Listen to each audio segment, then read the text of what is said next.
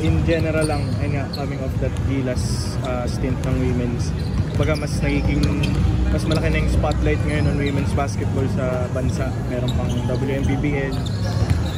Nakaka-pressure ba sa inyo bilang player sa UAAP na kailangan galingan pa natin? Paano siya makaka-apekto sa lahat ng teams, hindi lang sa US? Ayun, based sa experience ko dun sa Gilas, sa national, sa ibang bansa, sobrang daming support talaga sa women's basketball.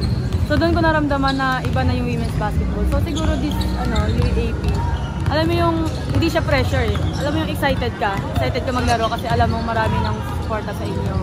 Lalo na ngayong women's basketball, parang, ayun nga, mas marami ng support, marami ng management, marami ng umisikat na mga players, and nailalabas na din nila laro nila kasi yun nga, parang alam nila na mas marami pang opportunities na dadating sa women's basketball. Lalo na yung mga nagsusupport, andyan palagi. And yung program din, of course, sa mga iba't ibang schools na andyan. And hopefully, this upcoming UAAP games, marami pang manonood sa women's basketball.